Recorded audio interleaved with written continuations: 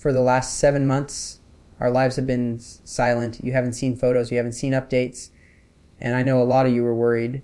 Rumors started flying that we left the family or that something terrible had happened. And honestly, there were nights I was terrified too. Today, Abbie and I are finally ready to tell you the truth about why we disappeared. This pregnancy wasn't like the others. It was a battle. There were hospital runs in the middle of the night, IVs set up in our living room, and moments where I had to hold my wife's hand and just pray she could make it through the hour. We hid this pregnancy not because we were trying to be secretive, but because we were trying to survive. But through the storm, God gave us a miracle. And today, I'm going to share the gender reveal that had me a grown man sobbing like a baby. It's time to let you in on the scariest, hardest, and most beautiful season of our lives. If you follow our family, you know we aren't the most active on social media to begin with. We like our privacy. We like our quiet life in the hangar. But this last stretch, this was different. 7 months is a long time to go dark. I saw the comments. People asking if Abbie was okay. People asking if I was okay. And I wanted to answer. I wanted to say we're here, but we're fighting. But the truth is we didn't have the energy to perform for the internet. When you are in the trenches of a high-risk pregnancy, the last thing on your mind is taking a cute photo for Instagram. We made a choice early on that this time. We were going to close the circle. We were going to protect Abbie's peace at all costs. We decided that until we knew she and the baby were safe, until the worst of the storm had passed, we would keep this between us and the Lord. It wasn't about keeping a secret from you. It was about keeping the stress away from her. And looking back, even though the silence fueled some crazy rumors, I'd make the same decision again. My job as her husband isn't to be a content creator, it's to be her protector. It started like any other Tuesday. I was working on the plane, checking some maintenance logs, and Abbie came out to the hangar. She had Grace and Charlie with her. I remember wiping the grease off my hands and thinking she looked different. Not sick yet, just quiet. She had this little smile playing on her lips that I know well. She handed me a small box. Looked like a part I had ordered for the plane. I opened it, and inside wasn't a spark plug or a gauge. It was a positive test. My first reaction was pure joy. We had been praying for another child. Grace and Charlie are at such fun ages, and we felt ready. I remember hugging her and spinning her around. Careful of the kids. We talked about names right there in the hangar. We talked about how Grace would be the best big sister again. For those first few days, we lived in that bubble of excitement. We didn't know what was coming. We didn't know that within 2 weeks, our world would be turned upside down. But in that moment, holding that test, I just felt like the luckiest man alive. I looked at Abbie, glowing and happy, and I thanked God for entrusting us with another life. We knew hyperemesis gravidarum, HG, was a possibility. Abbie had it with Grace, and she had it with Charlie. But you always hope, you pray, Lord, maybe this time will be different. Maybe this time it's just morning sickness. But about week 6, the wall hit us, and it hit harder than ever before. It wasn't just nausea. It was debilitating. Abbie couldn't keep water down. She couldn't stand up without the room spinning. I watched the color drain from her face day by day. It's a helpless feeling as a husband. You want to fix it. You want to take the pain away. But you can't. I would sit by the bed holding a bucket, rubbing her back, just wishing I could trade places with her. She lost weight rapidly. The doctors were concerned. We went from excited parents to medical crisis mode in the blink of an eye. That's when the silence on social media really started. How do you post a happy update when your wife is hooked up to an IV in the bedroom? Fighting to stay hydrated? You don't. You just drop everything and you fight alongside her. Most people know me as a pilot. I'm used to checklists, emergency procedures, and keeping calm when the unexpected happens in the air. But nothing prepares you for seeing your wife suffer in your own bedroom. Thankfully, my training with Medic Corps kicked in. I realized pretty quickly that I couldn't just be a husband holding her hand. I had to be her nurse. We set up a hydration station right next to the bed. I learned how to mix the Zofran pumps, how to track her fluid intake down to the ounce, and how to spot the signs of ketosis. There were days when our bedroom looked more like a hospital ward than a place of rest. I'd come in from work, change out of my work clothes, and immediately scrub in to manage her IVs. It was scary, but it also gave me a job to do. I couldn't take the nausea away, but I could make sure her vitals were stable. That routine, checking the drip, checking her pulse, became my way of fighting for her and for the baby. It was a different kind of piloting, but it was the most important mission I've ever flown. There is a specific night that I still have nightmares about. We call it the danger zone. It was about 2 a.m. and Abbie had been sick for 12 hours straight. Nothing was staying down. I looked at her and her eyes were sunken. Her skin was gray. She looked like she was fading away. I made the call. I scooped her up. She felt so light it scared me, and we drove to the ER. The drive felt like it took hours. I remember gripping the steering wheel, praying out loud, "Lord, please keep them safe." When we got there, they rushed her back immediately because her dehydration levels were critical. Watching the doctors swarm around her, sticking her with needles because her veins had collapsed, that breaks you as a man. You feel totally powerless. That night was the turning point where we realized this wasn't just sickness, this was a battle for her life. We sat in that hospital room until sunrise, just watching the fluids drip, praying that the baby was still holding on, and miraculously through it all that little heart kept beating. The hardest part, aside from Abbie's pain, was the kids. Grace is old enough to notice everything, and Charlie just wants his mama. For weeks, they would come to the bedroom door and see Mommy in bed, unable to play. Grace would ask, "Is Mommy broken?" That question tears your heart out. I had to step up in a way I never had before. I became Mr. Mom. I did the hair, I did the meals, I did the bedtime routines. We had to explain to them that Mommy was sick because she was growing a baby, but that it was a hard work kind of sick, not a forever kind of sick. I remember one afternoon, Charlie brought his favorite toy truck and just left it by her pillow. He didn't say anything, he just wanted her to have it.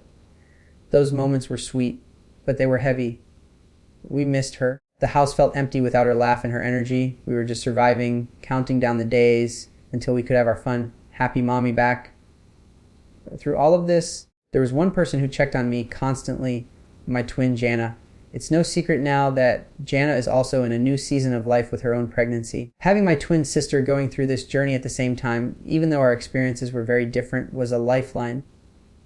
Jana would text me, not just to ask about Abbie, but to ask, "How are you doing, John?" She knows me better than almost anyone. She knew I was carrying the weight of the world. She would drop off meals, pick up the kids for a few hours, or just send a scripture that I needed to hear. It was a unique bond. Two siblings entering parenthood again together, but walking such different paths. While she was glowing and setting up her nursery, we were in the trenches. But there was no jealousy, only support. She prayed for Abbie every single day. Knowing that Grace and Charlie will have a cousin the same age born to my twin, that gave us something beautiful to look forward to when the days were dark. A lot of people asked why we didn't just post a photo or ask for prayers publicly. The truth is, when Abbie was at her worst, she didn't look pregnant, she looked sick. She had lost so much weight that there was no bump to show for a long time. If we had posted a photo then, the comments would have been cruel. "She looks too skinny," or "Is the baby okay?" We didn't have the emotional bandwidth to handle the internet's opinions.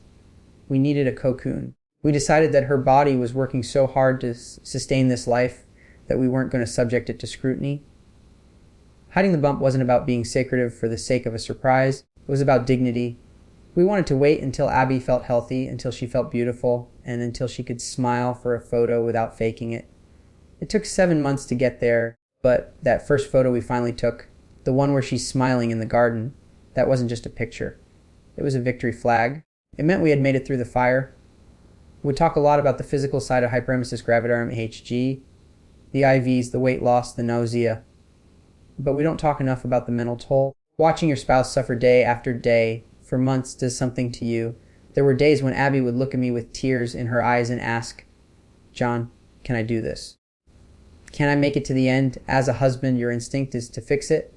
I'm a pilot, I fix planes. I'm a medic, I patch wounds. But I couldn't fix this. I couldn't take the sickness away." That feeling of helplessness is a dark place to be. I found myself checking on her while she slept, just to make sure she was breathing okay. I'd go outside and just stare at the sky, trying to find the strength to walk back in that room and be the rock she needed. We stopped making plans. We stopped thinking about the nursery or the future. We were living hour by hour. That mental strain is why we completely shut out the world.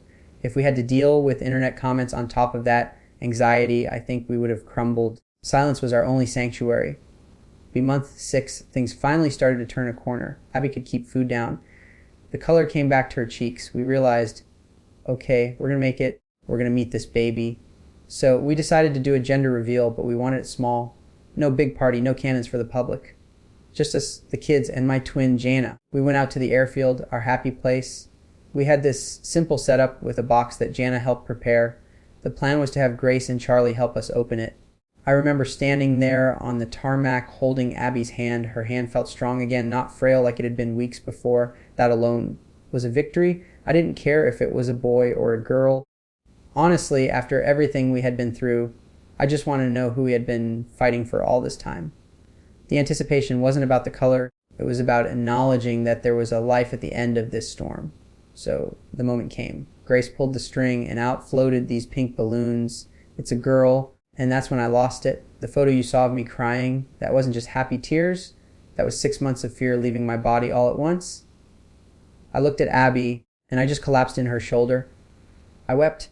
I think I cried harder than she did. Seeing that pink color made it real. It wasn't just the sickness anymore. It was a daughter. It was another little girl who would look like Abbie. I thought about Grace having a sister, just like I have Jana. It was this overwhelming wave of gratitude. God had brought us through the fire, and he was giving us a daughter. I remember holding that sonogram up to the sun and thinking, you caused your mama a lot of trouble, little one, but you are already so loved. That release of emotion, I'll never forget it. People ask me how I stayed so calm during the medical scares. The truth is, my training with Medic Corps is the only reason I didn't panic. When you're a first responder, you learn to compartmentalize. You learn that panic kills. So when Abbie's blood pressure dropped or her heart rate spiked, husband John wanted to scream, but Medic took over. I knew the protocols. I knew how to find a vein even when she was dehydrated. I knew when it was safe to treat her at home and when it was time to drive to the hospital. Having that knowledge was a double-edged sword. On one hand, it saved us. On the other hand, I knew exactly how dangerous the situation was. I wasn't blissfully ignorant. I knew the risks. But looking back, I'm so thankful for those skills. It allowed us to keep her comfortable at home as much as possible, surrounded by her own blankets and her own family, instead of being stuck in a cold hospital room for weeks on end. I have to take a minute to talk about my wife. You see her smiling in photos, and she looks sweet and gentle. And she is. But Abbie is the toughest human being I have ever met. To go through what she went through, the relentless nausea, the exhaustion, the needle pokes, and never once complain about the baby, that is strength. There were times she was in so much pain, but she would ask me if I had eaten dinner. She was fighting a war inside her own body to protect our child. I always respected her, but this pregnancy gave me a reverence for her. She sacrificed her body for 7 months to bring this life into the world. When you see that glow in the maternity photos, know that it was earned. She fought for that smile. And as her husband, my job now is just to serve her for the rest of her life because I can never repay what she endured for our family. They say the third trimester is hard, but for us, it felt like a vacation compared to the beginning. Around month 7, the fog finally lifted. I remember the first time Abbie came into the kitchen and said, I think I'm hungry for a burger. I almost dropped my coffee mug. We went out to a diner that night, our first date night in half a year. Just seeing her eat, seeing the color in her cheeks, hearing her laugh without that underlying shadow of pain. It was the best feeling in the world. We weren't out of the woods completely, but we were walking back into the sunlight. We started taking walks again. We started talking about the future again. It was like we had been holding our breath for 20 weeks and finally exhaled. That turning point allowed us to actually enjoy the pregnancy for the first time. We took those bump photos in the garden because we finally felt like we had something to celebrate, not just something to survive. Once Abbie had her strength back, the nesting instinct kicked in hard. But since we had been in survival mode for so long, we were way behind schedule. We usually have the nursery done by month 6, but here we were at month 8 with an empty room. We decided to keep it simple. We pulled Grace's old crib out of storage. Abbie went through the bins of clothes we had saved. There's something special about seeing the tiny outfits that your older kids wore and imagining a new life in them. We didn't buy a lot of new stuff. We didn't need the fancy gadgets. We just needed a safe, warm space. I painted the walls a soft cream color while Abbie sat in the rocking chair and directed me, which she loves to do. It was quiet work, peaceful work. Putting that crib together wasn't just assembly. It was a promise that we were ready to welcome her home. Naming a human being is a heavy responsibility. We have Grace and Charlie, so we wanted something that fit that classic, timeless feel. We threw around a lot of names during those long nights in the ER, just trying to distract ourselves. For a while, we were stuck on aviation names. I liked Sky or Piper, obviously. But Abbie gave me that look the one that says, "We are not naming our daughter after a plain John." We laughed about it. We eventually landed on a few contenders that are family names, strong names. We haven't locked it in 100% yet. We like to meet the baby first, but we're leaning towards something that means joy or life, because that's exactly what she represents to us after this year. She is the life that bloomed in the desert. Because we were keeping things offline, we didn't have a big public baby shower. Instead, the sisters threw us a secret shower. It was just the family. No cameras, no social media posts, just us. It was incredibly intimate. Mom and the girls prayed over Abbie. They prayed for her delivery, for her health. It felt like the old days before the TV shows and the headlines, when we were just a family sitting in a living room loving on each other. We opened gifts, mostly practical things like diapers and wipes, which any parent knows are the real gold. Being able to celebrate this baby without worrying about how it would look on Instagram was a gift in itself. It reminded us that the people in that room are the ones who will actually be there at 3 a.m. when we need help.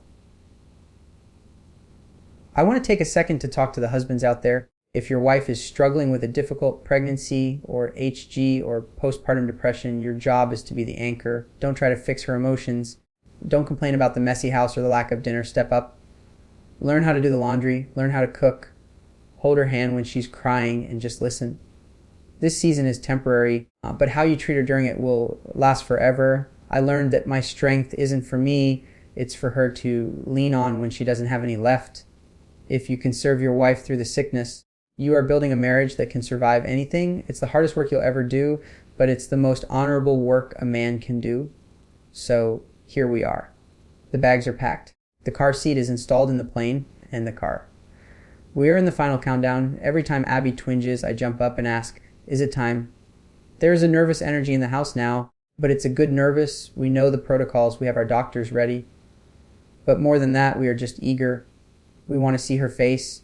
We want to see Grace and Charlie hold her. We are ready to close the chapter on the sickness and open the chapter on the family of 5. I catch myself just staring at the empty car seat, imagining her in it. We made it through the storm, and now we can see the shore. We are just ready to land this plane, looking back on these last 7 months, the silence, the fear, the tears. I can honestly say I wouldn't trade it, because as it taught us so much. It taught us to rely on God when we had zero control. It taught us to cherish Abbie's health. And it taught us that every single life is a miracle. This baby girl doesn't even know it yet, but she has already changed us. She brought us closer together. She showed us how strong we are as a team. So to everyone who worried about us, thank you for your prayers. We felt them. We are back. We are happy. And we are about to be parents again. This isn't just a pregnancy announcement. It's a testimony. Life is fragile, but it is so good. Thanks for letting us share our story. We'll see you soon with a baby